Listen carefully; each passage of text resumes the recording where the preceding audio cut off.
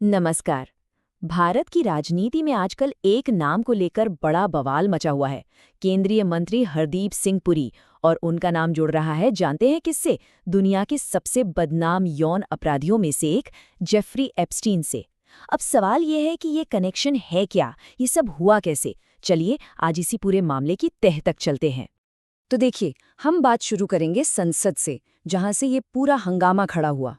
फिर देखेंगे कि विपक्ष क्या आरोप लगा रहा है और हरदीप पुरी का जवाब क्या है। और हाँ, उन मुलाकातों और ईमेल्स को भी डिकोड करेंगे जो इस विवाद के सेंटर में हैं। और आखिर में एक बड़ा सवाल कि पब्लिक लाइफ में सही और गलत के बीच की लाइन आखिर है कहाँ। तो कहानी शुरू होती है भारतीय संसद के बजट सेशन से। लोकसभा में बहस चल रही थी और विपक्ष के नेता राहुल गांधी ने जिक्र कर दिया एप्स्टीन फाइल्स का, और बस वहीं से राजनीति का पारा चढ़ गया। और देखिए, संसद के अंदर सिर्फ एक नाम का लिया जाना था और राजनीतिक आग भड़क उठी।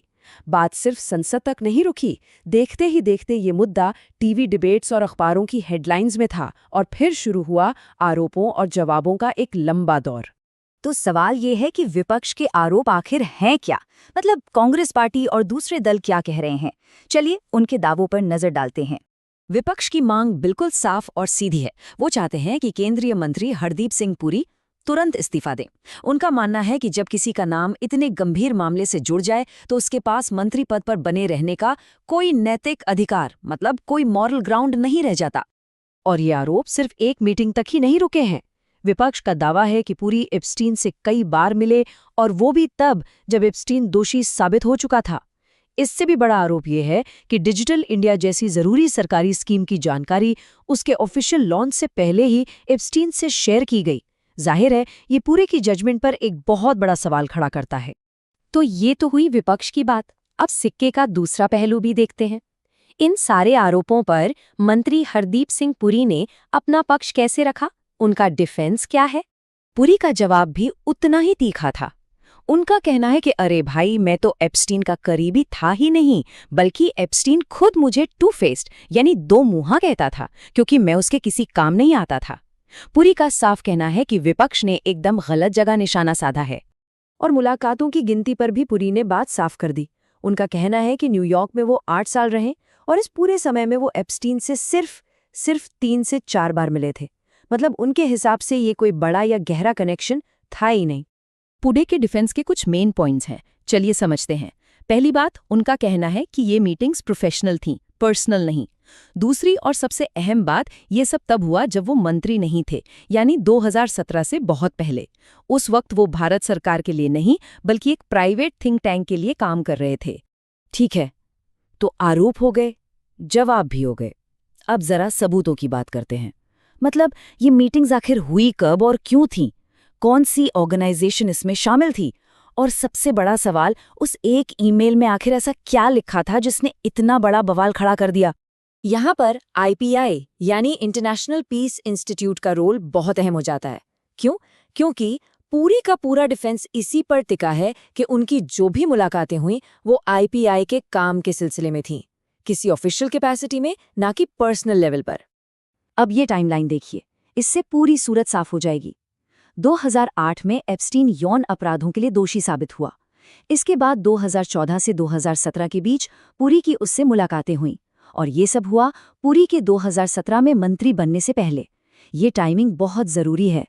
तो जो सबसे बड़ा सबूत माना जा रहा है वो है नवंबर 2014 का ये एक ईमेल। इसमें पुरी लिंक्डइन के फाउंडर रीड हॉफमैन को इंडिया के इंटरनेट पोटेंशियल के बारे में बता रहे हैं, और जेफरी एप्स्टीन को सीसी में रखा गया है।